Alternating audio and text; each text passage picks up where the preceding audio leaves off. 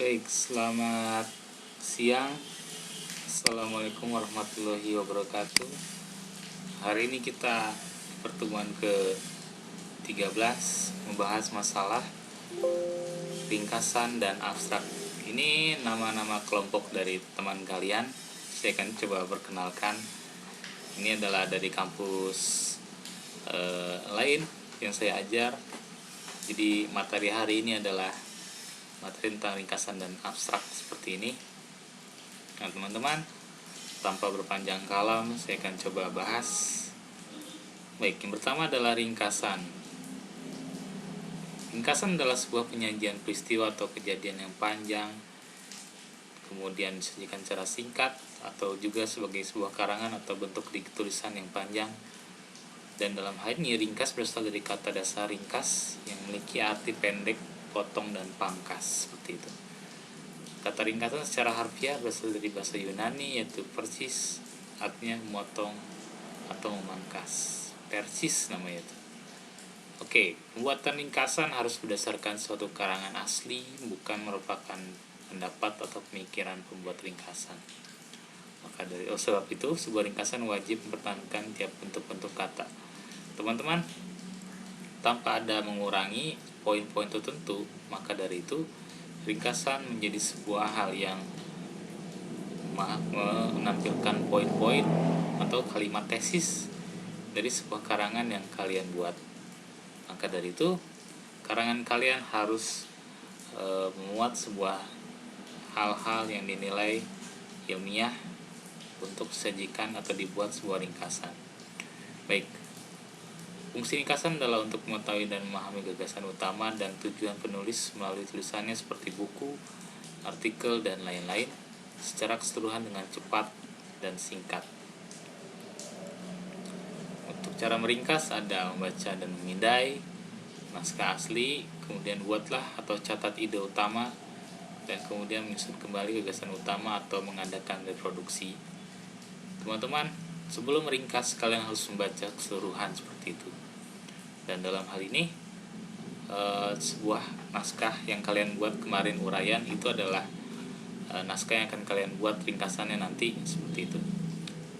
Buatlah atau catat ide utama. Teman-teman catat ide utama atau yang tadi saya sebut sebagai kalimat tesis, dan kemudian ditulis kembali menjadi sebuah reproduksi yang C, yakni menyusun kembali gagasan utama atau mengadakan reproduksi.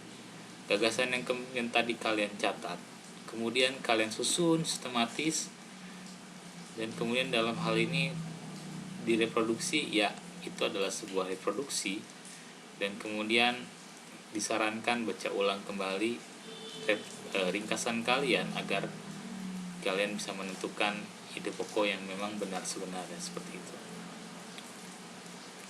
Oke, yang kedua tadi adalah ringkasan atau cara meringkas. Yang berikutnya adalah abstrak.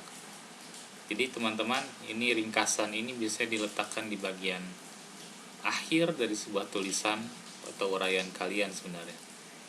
Jadi dalam hal ini cara meringkas seperti ini. Kemudian ada abstrak namanya. Baik, abstrak adalah tulisan singkat yang berisi gambaran secara menyeluruh mengenai aktivitas atau kegiatan penelitian yang dilakukan.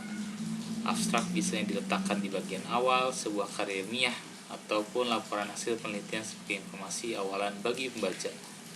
Jadi teman-teman, setelah ringkasan kalian akan membuat abstrak. Abstrak ini letaknya di bagian paling depan dari sebuah uraian. Jadi uraian kalian tuh dijelaskan lagi nanti di bagian abstrak. Nanti saya akan coba tampilkan contohnya. Jadi jenis abstrak yakni abstrak informatif, kemudian ada abstrak indikatif. Teman-teman, abstrak ini menyajikan informasi secara keseluruhan dengan ringkas dan didukung dengan data-data secara lengkap. Singkat kata, abstrak informatif merupakan ringkasan mini atas keseluruhan informasi dalam sebuah karya ilmiah.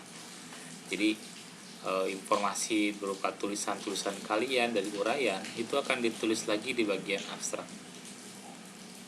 Nah, kemudian ada lagi namanya abstrak indikatif, yakni abstrak yang menyajikan inti dari pembahasan masalah dalam tulisan. Abstrak ini ditulis untuk kepentingan pembaca dalam mencari informasi dalam tulisan. Jadi si pembaca dapat memutuskan untuk membaca keseluruhan tulisan atau tidak. Biasanya dalam bentuk naskah populer, film, dan buku. Jadi teman-teman, ada abstrak kedua yakni indikatif.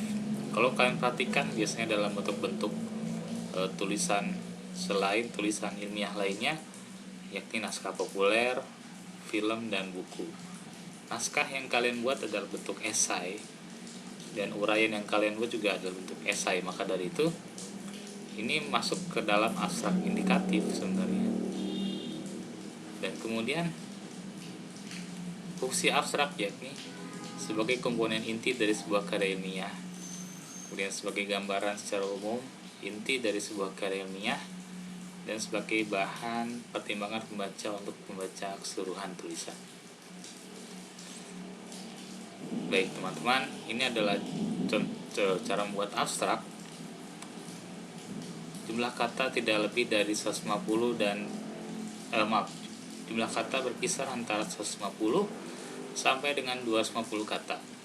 Ini untuk jurnal ilmiah, dan jurnal yang lainnya sama. Jarak antar baris. Selanjutnya kita harus mengetahui bahwa spasi dalam abstrak itu minimal satu single spacing. Jadi kalau kalian menulis abstrak, maka satu single spacing aja, nggak usah yang double seperti itu, nggak usah. Karena ini hanya untuk menyampaikan informasi kan, tidak untuk menjelaskan secara menyeluruh. Maka dari itu satu single spacing. Nah kemudian ada penulisan bahasa asing. Teman-teman, penggunaan bahasa asing dalam abstrak harus cetak miring, kemudian mencakup bahasa Inggris, tapi juga bahasa Indonesia sebenarnya. Jadi dalam hal ini istilah-istilah dalam bahasa asing ditulis miring. Seperti kemarin kalian UTS ada Go Internasional, mungkin itu adalah istilah asing, maka itu dimiringkan. Kemudian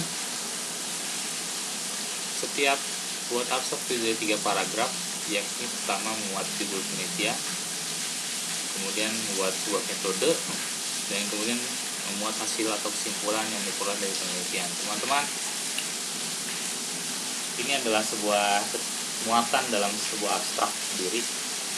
Nah, abstrak sebenarnya memuat 3 hal ini, dan ini merupakan sebuah ketentuan dari abstrak sendiri. Teman-teman, ada namanya adalah bahasa. Bahasa yang kita gunakan adalah bahasa Indonesia dan bahasa Inggris. Maka kalau kalian menulis sebuah abstrak, ada 2 kemungkinan, yakni bahasa induk dan bahasa global. Bahasa induk itu seperti bahasa tempat penulis itu berasal, itu juga bisa. Dan bahasa global yakni bahasa Inggris. Kemudian kata kunci. Teman-teman, di sini ada kata kunci yakni 3-5 kata yang dipisahkan dengan tanda koma. Abstrak ini berikan kata kunci, yakni berupa kata yang akan dibahas dalam abstrak kalian. Jadi ada namanya kata kunci, nanti akan saya jelaskan. Kemudian penulisan singkat, padat, dan jelas. Ya, ini adalah ketentuan dari abstrak tentunya untuk masalah abstrak seperti ini.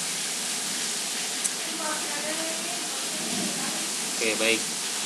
Saya akan coba munculkan sebuah contoh abstrak.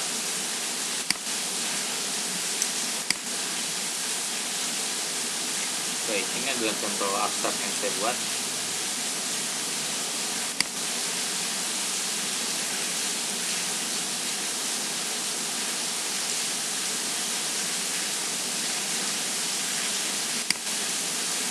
Baik, teman-teman, tesis saya mengenai hal ini. Ya, kemudian para ilmuwan, artinya kemarin para ilmuwan kelautan yang masih rendah dalam melakukan penelitian di Indonesia. Nah, teman-teman, ini adalah sebuah tesis saya. Dan kemudian ada kerangka analisis, ada 3 hal yang dibahas di situ, yakni uraian, penyebab, dan saran. Oke. Isi dari abstrak apa sih? Yakni pembahasan dari objek, kemudian pengumpulan data, temuan yang berisi kesulitan maupun nilai positif dari hal yang ada dalam tesis kalian. Dan terakhir adalah saran atau kesimpulan. Nah, ini adalah abstrak saya. Ada dua hal di situ, yakni abstrak dan kata kunci seperti itu. Tadi saya contohkan, teman-teman. Dalam hal ini abstrak menjadi penting karena untuk memuat sebuah informasi seperti itu. Di sini sebelumnya saya akan coba bahas ada pembahasan dari itu atau tujuan yang kalian bahas di sini. Tujuan saya adalah membahas kesulitan yang dialami oleh para peneliti dan instansi perikanan kelautan di Indonesia. Pengumpulan data seperti ini,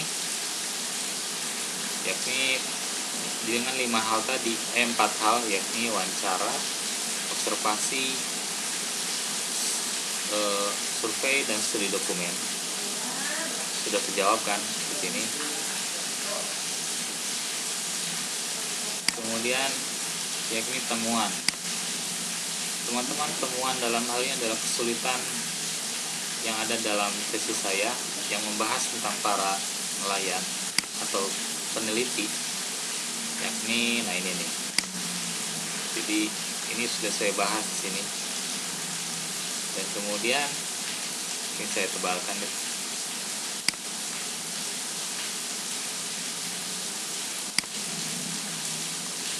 Nah, dan kemudian yang terakhir adalah saran peneliti.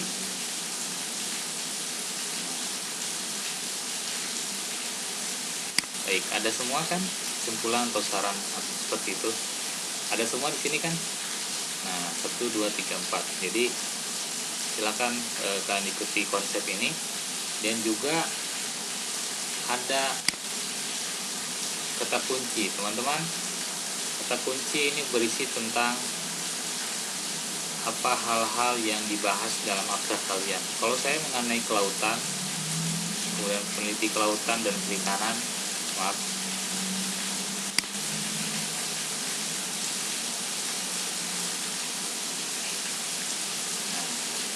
tambahkan deh, lembaga kelautan dan masalah anggaran dan roadmap penelitian. Teman-teman, ini bisa kalian ikuti.